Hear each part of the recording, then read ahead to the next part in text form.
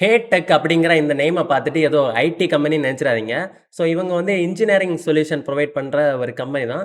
சிம்பிளா சொல்லப்போனா நீங்க ரோட்ல பார்க்குற எர்த் மூவர்ஸ் லைக் இந்த ஜேசிபிஸா இருக்கட்டும், ஸோ அந்த கிரெயின்ஸு, ஸோ இந்த மாரி விஷயங்கள்ல எல்லாம் பார்த்தீங்கன்னா, அந்த அந்த ஹேண்ட வந்து மூவ் பண்றதுக்கு ஒரு ஹைட்ராலிக் பார்ட் இருக்கும். கரெக்ட்டா?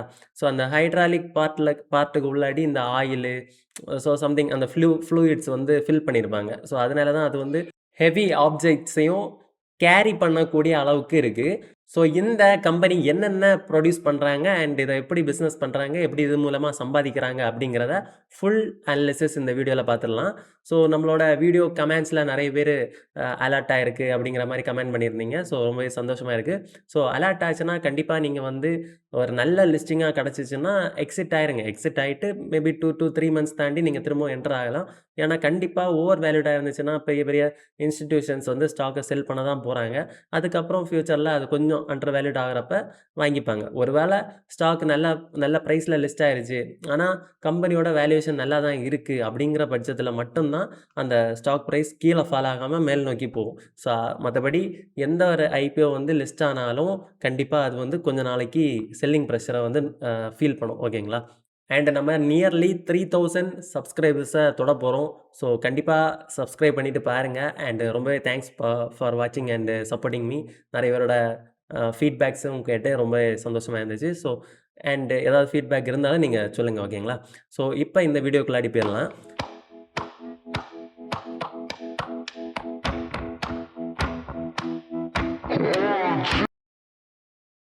ஹே tech engineers IPO reviewed by Eric J Rasho. So இவங்களோட ஆரிஜின பார்த்தீங்கன்னா, 40 வருஷமான அனுபவம் இருக்கு இவங்க கிட்ட.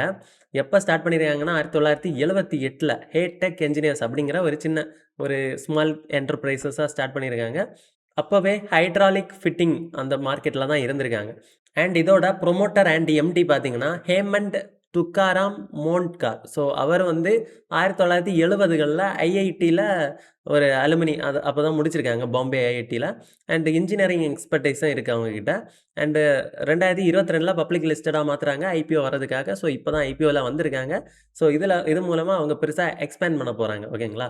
ஸோ இவங்களோட பிசினஸ் மாடல் என்னன்னு பார்த்துடலாம். ஸோ அ இவங்க வந்து ஆக்சுவலி என்ன பண்றாங்கன்னு பார்த்துக்கோங்களேன். நான் ஃபர்ஸ்ட்டு சொன்ன மாரி அந்த ஜேசிபிஸ்ல யூஸ் பண்ற அந்த சிலிண்டர்ஸ் மாரி இருக்கும். நம்ம அந்த அந்த கையில வந்து பார்த்தீங்கன்னா, ஒரு நீளமா ஸ்டீல் ராட் மாரி இருக்கும். ஸோ அதுக்கு உள்ளாடி வந்து இந்த ஆயில்ஸோ இல்ல ஃப்ளூயிட்ஸோ வந்து ஃபில் பண்ணியிருப்பாங்க. ஸோ அதோட பிரஷர வந்து மெயின்டெயின் பண்ணி தான் அத வளைக்கிறாங்க, அத தூக்குறாங்க. ஸோ அதில ஹெவி மெட்டல வந்து கேரி ஆன் பண்றாங்க.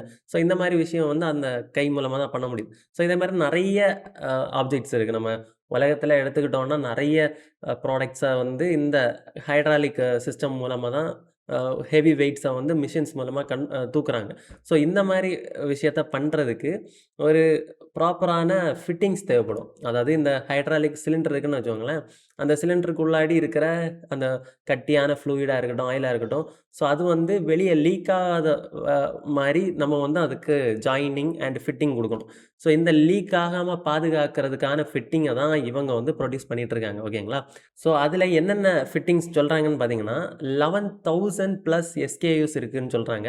இந்த எஸ்கேயூஸ்னா என்னன்னா, ஷாப் கீப்பிங் யூனிட்ன்னு சொல்லுவாங்க. அதாவது இப்போ ஒரு எக்ஸாம்பிளுக்கு ஒரு ஸ்க்ரூ இருக்குன்னு வச்சுக்கோங்களேன். ஒரு ஷேப்ல ஒரு 5 ஸ்க்ரூன்னா அது ஒரு எஸ்கேயூ, 10 னா அது ஒரு எஸ்கேயூ, 11 னா அது ஒரு எஸ்கேயூ அண்ட் கொஞ்சம் வைடா பெருசா இருக்கிற ஸ்க்ரூன்னு வச்சுக்கோங்களேன். அதில வந்து 5 னா அது ஒரு எஸ்கேயூ. ஸோ இந்த மாரி ஒவ்வொரு ப்ராடக்ட்டும் அதோட வேரியேஷன் அண்ட் அதோட கேட்டகரிய வச்சு நெறைய எஸ்கேயூஸ் அவங்க கிட்ட இருக்கு. ஓகேங்களா? அது மட்டும் இல்லாம இவங்களுக்கு கஸ்டம் மேடாவும் சில ஆர்டர்ஸ் வரும். ஸோ அத வச்சும் அதுக்கேத்த மாரி புரொடியூஸ் பண்ணி குடுப்பாங்க. ஓகேங்களா? அண்ட் இவங்களுக்கு வந்து இந்தியா மட்டும் இல்ல, வெளிநாடுகளுக்கும் அதிகமான ஆர்டர்ஸ் போயிருக்கு. அது மூலமா நெறைய அவங்களுக்கு சேலும் நடந்திருக்கு. ஸோ வெளிநாடு ஸ்டாண்டர்ட்ல இவங்க பண்றாங்க. அதில முக்கியமா பார்த்தீங்கன்னா, டிஐஎன் மெட்ரிக் அது என்னன்னு சொல்றாங்கன்னா, யூரோப்பியன் அண்ட் ஜெர்மன் ஸ்டாண்டர்ட்ன்னு சொல்றாங்க. ஸோ அவங்களோட ஸ்டாண்டர்டுக்கு ஏத்தா மாரி இவங்க புரொடியூஸ் பண்ணிட்டு இருக்காங்க. ஸோ அதில முக்கியமா பார்த்தீங்கன்னா, சிட் டைப் ரிங்ஸ் அப்படின்னு சொல்றாங்க. ஸோ அந்த ரிங்ஸ் என்ன பண்ணும்னா ரொம்ப ஹை பிரஷர்ல இருக்கிற மெஷின வந்து அத யூஸ் பண்ணுவாங்கன்னு சொல்றாங்க. அதுக்கப்புறம் பிளாஸ்டிக் இன்ஜெக்ஷன் மெஷின்ஸ்ல யூஸ் பண்ணுவோம்னு சொல்றாங்க. அண்ட் ஃபைனலா ஆட்டோமேஷன் மெஷின்ஸ்லயும் யூஸ் பண்ணுவோம்னு சொல்றாங்க. ஸோ இந்த வந்து ப்ராடக்ட் என்னங்கிறத வந்து ஒரு ஃபோட்டோகிராஃபா நான் காமிக்கிறேன். ஸோ இத பாருங்க. அண்ட் ஜேஐசி ஃபிளாட் அப்படிங்கிற ஒரு விஷயம் இருக்குது. ஸோ அது பார்த்தீங்கன்னா யூஎஸ் ஸ்டாண்டர்டு. ஸோ அமெரிக்காவுக்கு ஏற்ற மாதிரி பண்ணுறாங்க. ஸோ அதுலேயும் முக்கியமாக 37 டிகிரி கோன் ஷேப்பில் ஒரு ஃப்ளேர் மெட்டலை இவங்க கிரியேட் பண்ணுறாங்க. ஸோ அதோட இமேஜை நான் காமிக்கிறேன். ஸோ இந்த ப்ராடக்ட்டை வந்து அவங்க எதுக்காக யூஸ் பண்ணுறாங்கன்னா அக்ரிகல்ச்சர் மிஷின்ஸுக்கு யூஸ் பண்ணுறாங்களாம். அதை தாண்டி ஹைட்ராலிக் சம்திங் மிஷின்ஸுக்கு யூஸ் பண்ணுறாங்க. அண்ட் ஃபைனலாக அங்கே இருக்கிற ஒரு சில ஆட்டோமொபைல் கம்பெனிலையும் யூஸ் பண்ணுறாங்களா. அண்டு அந்த கமர்ஷியல் வெஹிக்கிள்ஸ்லேயும் அதை யூஸ் பண்ணுறாங்களாம். ஸோ இந்த மாதிரி பல்வேறு கண்ட்ரீஸில் கூட நம்ம வந்து இந்த இந்தியன் கம்பெனி வந்து எக்ஸ்போர்ட் பண்ணிகிட்டு இருக்காங்க. அண்ட் அவங்களோட ஸ்டாண்டர்டுக்கு ஏற்ற மாதிரியே. ஸோ அண்ட் ஃபைனலாக பார்த்தீங்கன்னா ஓஆர்எஃப்எஸ் ஃபிட்டிங்ஸ் அப்படின்னா ரொம்ப வைப்ரேஷன் இருக்கக்கூடிய மிஷின்ஸ் லைக் இந்த பூமியை தொலை போடக்கூடிய மிஷின்ஸ் மோஸ்ட்லி வைப்ரேஷன் ஆகும். ஸோ அந்த மாதிரி மிஷின்ஸாக இருக்கட்டும், அந்த மைனிங் டிபார்ட்மெண்ட்டில் வச்சுருக்கிற மிஷின்ஸாக இருக்கட்டும். ஸோ இது எல்லாமே நல்லாவே வைப்ரேஷன் இருக்கக்கூடிய மிஷின்ஸ். ஸோ அதுக்குமே இவங்க வந்து இந்த கம்பெனி வந்து ஃபிட்டிங்ஸ் செஞ்சு கொடுக்குறாங்க. ஓகேங்களா. ஸோ அதோட இமேஜை வேணாலும் நான் போடுறேன். அண்ட் இவங்கக்கிட்ட இப்போ இந்த 2026 மட்டுமே 880 புதிய எஸ்கேயூஸ் ஆட் பண்ணியிருக்காங்க. ஸோ இது இன்னுமே ஆட் ஆன் ஆகிட்டு இருக்கோன்னு இதை ஒரு அடையாளமாக நம்ம வச்சுக்கலாம். ஓகேங்களா. அதே மாதிரி 6 மேனுஃபேக்சரிங் யூனிட்ஸ் இருக்குது.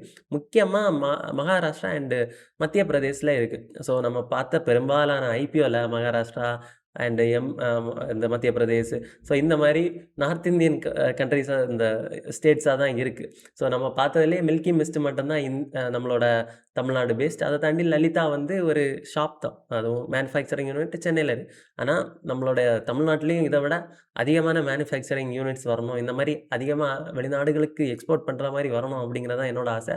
ஸோ இந்த வீடியோவில் நீங்கள் யாராவது பார்த்துட்ருக்கீங்கன்னா நீங்களும் கண்டிப்பாக ஒரு நல்ல ஐடியாவோட மேனுஃபேக்சரிங் ஸ்பேஸில் வாங்க.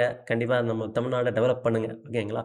ஸோ இப்போ வந்து இவங்க இந்த மாதிரி மேனுஃபேக்சரிங் வச்சுருக்காங்க இல்லையா. ஸோ அதில் முக்கியமாக ஒரு மேனுஃபேக்சரிங் யூனிட் இருக்குது. ஸோ அதுதான் இவங்களோட எல்லாத்தோட பேக் போனுன்னு சொல்லலாம். ஸோ அது என்னன்னு பார்த்தீங்கன்னா நாசிக் அப்படிங்கிற ஒரு ஏரியாவில் இருக்கக்கூடிய ஃபோர்ஜிங் யூனிட். ஸோ அது என்ன பண்ணுதுன்னா, இப்போ இவங்க வந்து ஒரு மெட்டல் கிரியேட் பண்ணணும் கரெக்டாக. ஸோ அதை தான் ஹைட்ராலிக் ஃபிட்டிங்கு யூஸ் பண்ணுவாங்க. ஸோ இதுக்கு ரா மெட்டீரியலாக அவங்க யூஸ் பண்ணுறது carbon, stainless steel, so steel parts. So இதெல்லாம் தான் ரா மெட்டீரியல்ஸாக யூஸ் பண்ணுறாங்க. அதுவும் இந்தியாவுக்குள்ளேருந்து தான் அவங்க வாங்கவும் செய்கிறாங்க. ஸோ வெளிநாடுகளில் பெருசாக அவங்க டிபெண்ட் பண்ணியே இல்லை. ஸோ இந்தியாவுக்குள்ளே அவங்க செஞ்சு வாங்குறத வந்து செய்கிறதுக்கான ஒரு யூனிட் தான் இந்த நாசிக் யூனிட். ஸோ அங்கே வந்து என்ன பண்ணுறாங்கன்னா, இதை வந்து ஒரு நல்ல ட்ரீட் பண்ணி அதை ஒரு மோல்டாக மாற்றி ஒரு கட்டியான ஒரு ப்ராடக்டாக கொண்டு வராங்க. ஸோ அதை தான் மற்ற யூனிட்ஸுக்கு சென்ட் பண்ணுறாங்க. மற்ற 5 யூனிட்டுக்கும் இங்கேருந்து வரக்கூடிய அந்த ஃபினிஷ்டு ப்ராடக்ட்டை தான் சென்ட் பண்ணுறாங்க. அதுவும் அதுலேருந்து 3120 மெட்ரிக் டன் ப்ரொடியூஸ் பண்ணி அனுப்புகிறாங்க. ஸோ இதை தான் மற்ற யூனிட்ஸில் எடுத்துகிட்டு வந்து இவங்க ஃபர்ஸ்ட்டு நம்ம சொன்ன டிஐஎன் மெட்ரிக்காக இருக்கட்டும், ஜேஐசி ஃப்ளாடு அண்ட் ஓஆர்எஃப்எஸ் ஃபிட்டிங்ஸாக இருக்கட்டும், ஸோ கஸ்டம் மேடு ஃபிட்டிங்ஸாக இருக்கட்டும், ஸோ எல்லாமே இங்கேருந்து வரக்கூடிய ப்ராடக்ட்லேருந்து தான் இவங்க மேக் பண்ணி எடுக்கிறாங்க. ஸோ ஓவராலாக பார்த்தீங்கன்னா வேறு எந்த கம்பெனியும் இவங்க டிபெண்ட் பண்ணி இருக்க தேவையில்லை. இந்தியாவுக்குள்ளேருந்தே ரா மெட்டீரியல்ஸை எடுத்து நீட்டாக அவங்களே மேனுஃபேக்சரிங் பண்ணுறதுனால அவங்களோட ப்ராடக்ட்டில் வந்து எந்த விதமான குறைபாடும் இல்லை அப்படிங்கிற மாதிரி சொல்கிறாங்க. ஸோ இது ஒரு நல்ல விஷயம் தான். அண்ட் ஃபைனலாக பார்த்தீங்கன்னா கன்வெர்ட்டர் மாடல். ஸோ என்ன பண்ணுறாங்கன்னா, டைரெக்டாக கஸ்டமர்ஸுக்கு செல் பண்ணுறது தான் B2B. அதாவது பெரிய பெரிய கிளைண்ட்ஸுக்கு செல் பண்ணிகிட்ருக்காங்க. பெரிய பெரிய இந்த மாதிரி மிஷின்ஸ் மேனுஃபேக்சரிங் பண்ணுற கம்பெனிஸ். ஸோ அவங்களுக்கு கூட ஒரு சின்ன கான்ட்ராக்ட் மாதிரி போட்டு கூட அவங்க செல் பண்ணலாம். ஆனால் முக்கியமாக என்ன பெருசாக மெயினாக என்ன சொல்கிறாங்கன்னா, டிமாண்ட் பேசிஸில் தான் செல் பண்ணுறேன்னு சொல்கிறாங்க. அதாவது இப்போ ஒரு கம்பெனி வந்து கேட்குறாங்க, இவ்வளோ எனக்கு தேவை அப்படின்னு கேட்குறாங்கன்னா, அவ்வளோவுக்கு இவங்க கொடுக்குறாங்க. அண்ட் அதுவுமே ப்ரீ அக்ரீடு ப்ரைஸில் கொடுக்குறாங்க. இப்போ வந்து ஸ்டீலோட விலை வந்து ஏறி இறங்கிட்டு இருக்கு இல்லையா. ஸோ இப்போ கரண்ட்டாக ஒருத்தங்க ஆர்டர் கொடுக்குறாங்கன்னா, அவங்களுக்கு முன்கூட்டியே இந்த ரேட்டு தான் அப்படின்னு ஃபிக்ஸட் பண்ணிவிட்டு அந்த ரேட்டுக்கான இதை தான் அவங்க கொடுக்குறாங்க. ஓகேங்களா. ஸோ கான்ட்ராக்ட் போடுற நேரம் என்ன ஆகும்னா, ப்ரைஸ் அப் அண்ட் டவுன் ஆகிறனால அதுக்கேற்ற மாதிரி ப்ரைஸிங் செட் பண்ண முடியாது. ஆனால் இதே லைவாக அவங்க வாங்குறாங்கன்னா, இவங்க இஷ்டத்துக்கு ஒரு ப்ரைஸிங் வச்சு விற்கிறாங்கன்னு சொல்கிறாங்க. ஸோ இதனாலே அவங்களுக்கு நல்லாவே மார்ஜின் இருக்கணும்னு சொல்கிறாங்க. ஹெவிலி ஷீல்டட், அதாவது மார்ஜின் வந்து இம்பேக்ட் ஆகாம பாதுகாக்கிறாங்கன்னு சொல்கிறாங்க. அண்ட் மார்க்கெட் ரீச்சை பற்றி பார்த்தீங்கன்னா, 170 டைரக்ட் ஓஇஎம் கஸ்டமர்ஸ். ஓஇஎம்னா அவங்களோட கம்பெனிக்கு ஏற்ற மாதிரி அவுட்சோர்ஸ் பண்ணி ஒரு ப்ராடக்டை மேக் பண்ணி வாங்குறது. ஸோ 170 கிளைண்ட்ஸ் வந்து கண்டினியூஸாக இவங்க கிட்டேருந்து தான் வாங்குறாங்கன்னு அர்த்தம் அதுக்கு. ஸோ அதுவுமே குளோபல்லையும் இருக்குது, டொமஸ்டிக்காகவும் நம்ம இந்தியாவுக்குள்ளேயும் அவங்க வந்து கொடுக்குறாங்க. ஸோ எங்கெல்லாம் எக்ஸ்போர்ட் பண்றாங்கன்னு பார்த்தீங்கன்னா, 11 கண்ட்ரீஸ் வந்து எக்ஸ்போர்ட் பண்றாங்க. Including USA, Belgium, Poland and Russia. And எக்ஸ்போர்ட்லேருந்து மட்டுமே இவங்களுக்கு கிட்டத்தட்ட 29% ரெவென்யூ வருது. அதுக்கப்புறம் ஸ்ட்ராட்டஜிக் செக்டார்ஸ். ஸோ செக்டார்ஸ பொறுத்தவரைக்கும் கன்ஸ்ட்ரக்ஷன், அக்ரிகல்ச்சர்ல வந்து அதிகமா இவங்க குடுத்துட்டு இருந்திருக்காங்க. Construction, agriculture and automobile sector. நான் ஃபர்ஸ்ட்டே சொல்லியிருந்தேன். அந்த டிராக்டர்ஸுக்கும் யூஸ் பண்றாங்க. ஒரு சில மைனிங் இன்ஸ்ட்ருமெண்ட்டுக்கும் யூஸ் பண்றாங்க. அண்டு இந்த வெஹிக்கிள்ஸ்லயும் யூஸ் பண்றாங்கன்னு சொல்லியிருந்தேன் இல்லையா? ஸோ அதுக்கப்புறம் இப்போ புதுசா வந்து DRDO அண்ட் IRIS அப்படிங்கிற ஒரு அப்ரூவல் கிடைச்சிருக்கு. இது மூலமா இவங்க இப்ப டிஃபென்ஸ்லயும், ரயில்வேஸ்லயும் வரப்போறாங்க. ஸோ உங்களுக்கே தெரியும் இந்தியன் ரயில்வேஸ் எவ்வளோ பெருசுன்னு. ஸோ அதில இவங்களுக்கு ஆர்டர் கிடைச்சுன்னா அது பெரிய விஷயம். அதேமாதிரி டிஃபென்ஸ் செக்டார்ல ஆர்டர் கிடைச்சாலும் பெரிய பெரிய விஷயம். ஸோ இது வந்து ஒரு பாசிட்டிவா நம்ம எடுத்துக்கலாம். அதுக்கப்புறம் இவங்களோட டாப் கிளையண்ட்ஸ்ன்னு பார்த்தீங்கன்னா, இந்த நேம்ஸ் இத பார்த்துக்கோங்க. ஸோ இந்த கம்பெனிஸ் தான் இவங்களோட டாப் கிளையண்ட்ஸா இருக்காங்க. ஓகேங்களா? அதுக்கப்புறம் பார்த்தீங்கன்னா, IPO details. So price band 50லேருந்து 53 per share. And issue size பார்த்தீங்கன்னா 135 கோடிகள். அதில வந்து 60 கோடி வந்து ஃப்ரெஷ் இஷ்யூ புதுசா வந்து வாங்குறாங்க. இஷ்யூ பண்ற ஷேர்ஸ். OFSங்கிறது அவங்க ப்ரமோட்டர்ஸ் செல் பண்றது 75 கோடி. அதான் அதிகமா இருக்கு. அண்ட் லாட் சைஸ் பார்த்தீங்கன்னா 283 ஷேர்ஸ். அண்ட் மினிமம் இன்வெஸ்ட்மென்ட் கிட்டத்தட்ட 15,000. அண்ட் சப்ஸ்கிரிப்ஷன் டேட் வந்து 24ஆம் தேதி ஸ்டார்ட் ஆகுது. 27ஆம் தேதி க்ளோஸ் ஆகுது. அலாட்மெண்ட் டேட் வந்து 28ஆம் தேதி. அண்ட் லிஸ்டிங் பார்த்தீங்கன்னா செப்டம்பர் 1 அண்ட் இன்வெஸ்டர் கோட்டா கிட்டத்தட்ட QIBஸ்க்கு 50, NIIஸ்க்கு 15 அண்ட் ரீட்டெயிலர்ஸ்க்கு 35. இதில் வந்து அவங்களோட எம்ப்ளாயீஸோட இதுவும் ஒரு குறிப்பிட்ட பெர்சன்டேஜ் ஒதுக்குறாங்க. அண்ட் இந்த IPOக்கு அவங்க வரக்கூடிய காரணம் என்னன்னா, கேபிட்டல் எக்ஸ்பெண்டிச்சர் தான் அவங்க பிசினஸை எக்ஸ்பேண்ட் பண்றதுக்காக. ஸோ அதில பார்த்தீங்கன்னா, ஒரு 30 கோடி கிட்ட அவங்க ஸ்கேல் அப் பண்ண போறாங்க. எங்கன்னா கவாத்தி, ஸ்ரீவால் அண்ட் பித்தாம்பூர். ஸோ இந்த மாரி ஏரியாஸ்ல இருக்க யூனிட்ஸை 40% to 80% வரைக்கும் அதோட கெப்பாசிட்டிய அதிகப்படுத்த போறாங்களாம். ஸோ அது மூலமா டிமாண்ட் வந்து அதிகமா வருது இல்லையா? ஸோ அத வந்து மிட்டிகேட் பண்ண போறாங்க. அதுக்கப்புறம் டெப்ட் ரீபேமெண்ட். ஸோ அது வந்து ஒரு 16 கோடிக்கு வந்து கடன் அடைக்க போறாங்க. ஸோ அது ஹை காஸ்ட் லோன் அடைக்க போறாங்க. அதனால அவங்களுக்கு மார்ஜின்ஸ் வந்து இன்னும் இம்பேக்ட் ஆகாம இருக்கும். நல்ல ப்ராஃபிட்டும் வரும். ஓகேங்களா? அதுக்கப்புறம் ஜெனரல் கார்ப்பரேட் பர்ப்பஸஸ்க்கு யூஸ் பண்றாங்க. அது ஒரு 14 கோடி. அண்ட் ஃபைனலா ஆஃபர் ஃபார் சேல் அவங்க ப்ரமோட்டர்ஸான ஹேமண்ட் அண்ட் ஷுரேகா. ஸோ அவங்க எல்லாம் வந்து இத செல் பண்றாங்க.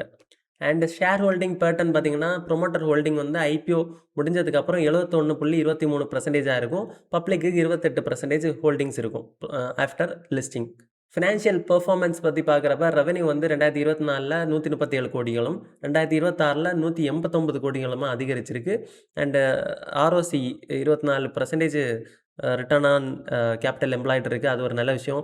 அண்ட் டெப்ட் வந்து 29 கோடிகள். ஓகேங்களா? அதுவுமே கம்மியா ஆகப்போகுது இந்த IPOலேருந்து. ஸோ அதுவுமே நல்ல விஷயம். அண்ட் ப்ராஃபிட்ன்னு பார்த்தீங்கன்னா, 2024ல 11 கோடிகளா இருந்த ப்ராஃபிட் 2026ல 22 கோடி அதிகரிச்சிருக்கு. ரொம்பவே நல்ல விஷயம். அண்ட் இவங்க பியர்ஸ கூட கம்பேர் பண்றப்ப, EPS and return on net Worth பார்த்தீங்கன்னா, மத்த கம்பெனிய கம்பேர் பண்றப்ப ரிட்டர்ன் ஆன் நெட் வொர்த் வந்து நல்லாவே இருக்கு. அண்ட் EPS பத்தி பார்த்தீங்கன்னா, ஓரளவுக்கு ஓகே அப்படின்னு சொல்லலாம்.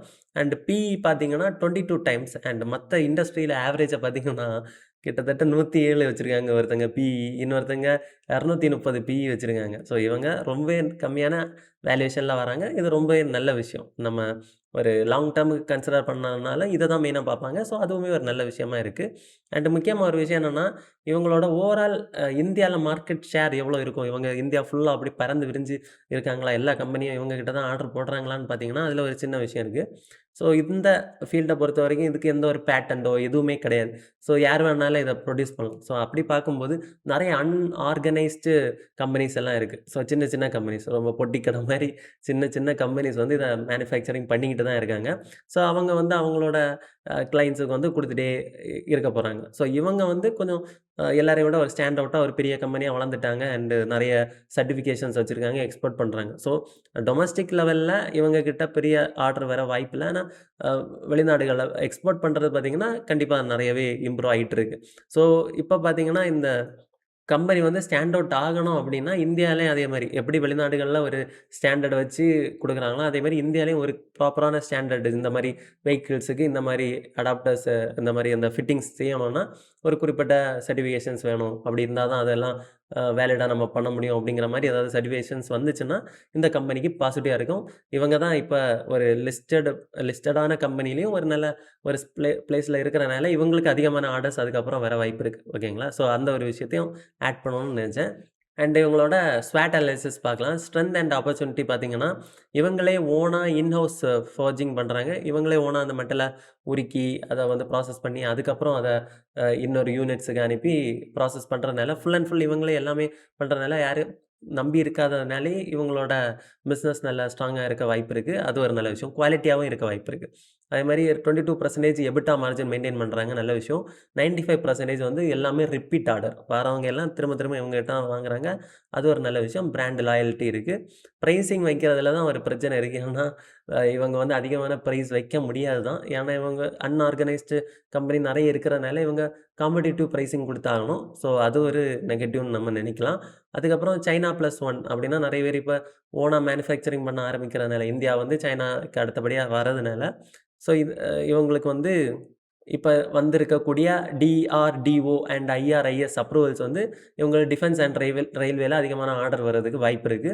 அண்ட் வீக்னஸ்ன்னு பார்த்தீங்கன்னா, கஸ்டமர் கான்சன்ட்ரேஷன். டாப் 10 கிளையண்ட்ஸ் தான் இவங்களுக்கு 45% ரெவென்யூ புரொவைட் பண்றாங்க. அது ஒரு concentration risk and geographic concentration பார்த்தீங்கன்னா, 4ல அ 6ல 4 பிளான்ட் வந்து மகாராஷ்டிராலயே இருக்கு.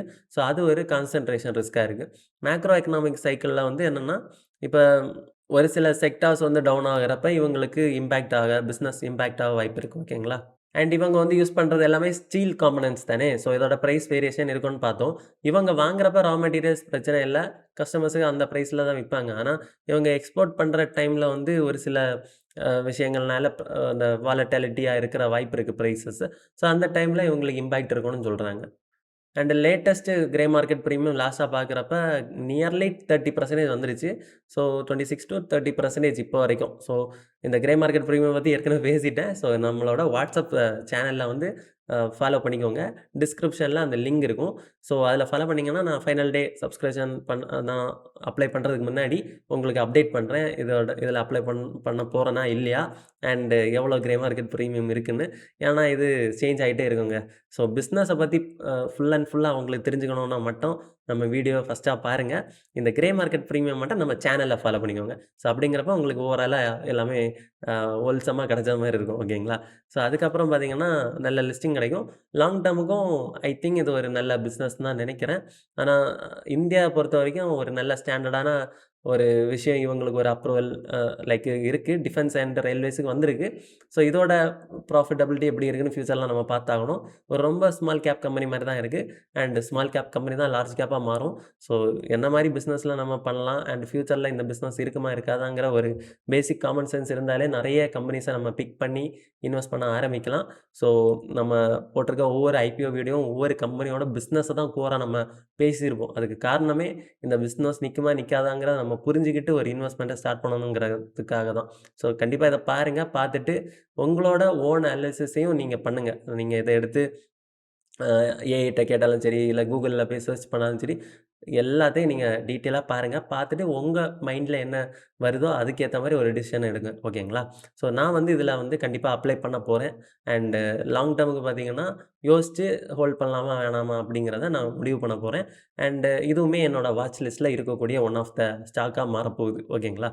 அண்ட் நீங்க இதில அப்ளை பண்ணுவீங்களா? மாட்டீங்களா? அத வந்து நீங்க கமெண்ட் பண்ணுங்க. அண்ட் உங்களோட ஃபேமிலி ஆர் ஃபிரெண்ட்ஸுக்கு வந்து health insurance or term insurance தேவைப்பட்டுச்சுன்னா, டிஸ்கிரிப்ஷன்ல இருக்க கூகுள் ஃபார்ம ஃபில் பண்ணுங்க. நான் பெர்சனலா உங்கள ரீச் பண்றேன். அண்ட் பணத்த உங்க பக்கம் ஈர்க்கணும்னா, மறக்காம மணி மேனேஜ் சேனல சப்ஸ்கிரைப் பண்ணிக்கோங்க. Thank you.